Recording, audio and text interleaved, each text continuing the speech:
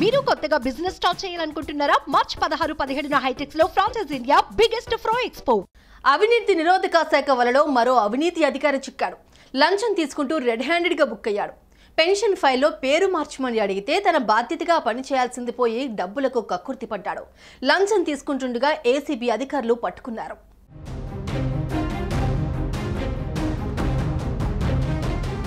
Zoo పార్కులోని కార్యాలయంలో senior assistant గా పనిచేస్తున్న అయ్యగారే ఏసీబీకి చిక్కారు. ఓ దివంగత ఉద్యోగి ఫ్యామిలీ పెన్షన్ ఫైల్లో పేరు మార్చడానికి 10,000 రూపాయలు అడిగాడు.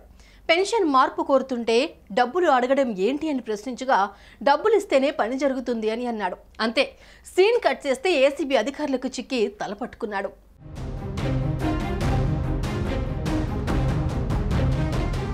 సైదాబాద్కు చెందిన ఆజం షరీఫ్ తండ్రి జూ పార్క్లో ఉద్యోగ విరమణ అయిన తర్వాత కొన్నాళ్లకు మృతి చెందారు.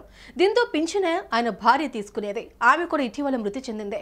దీంతో వీరిపై ఆధారపడి ఉన్న అవివాహిత అయిన తన చెల్లెల పేరు మీద పెన్షన్ మంజూరు చేయాలని జూలోని కార్యాలయంలో ఆజం షరీఫ్ దరఖాస్తు చేసుకున్నాడు.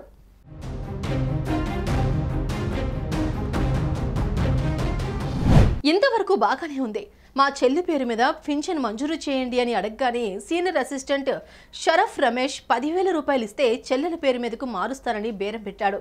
డబ్బులు లేకే పింఛన్ కోసం నానా తంటాలు పడుతుంటే ఉద్యోగం చేయకుండా లంచం అడగడం, పైగా పలు విధాలుగా ఇబ్బంది పెడుతూ ఉండడంతో సీనియర్ అసిస్టెంట్ వ్యవహారంపై ఆజం షరీఫ్ ఏసీబీ అధికారులకు అసలు విషయం చెప్పాడు.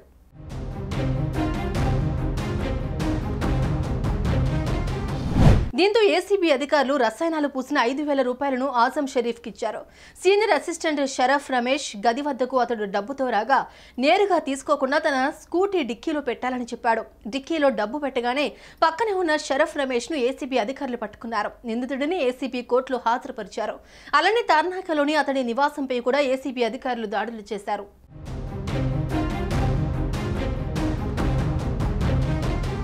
5,000కు కక్కుర్తిపడి షరఫ్ రమేష్ ఇప్పుడు ఏసీబీ అధికారులకు చిక్కాడు.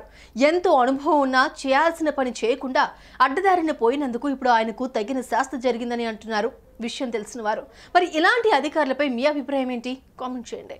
సుమన్ టీవీలో మీ పర్సనల్ అండ్ బిజినెస్ ప్రమోషన్స్ కోసం కింది నెంబర్కి కాంటాక్ట్ చేయండి.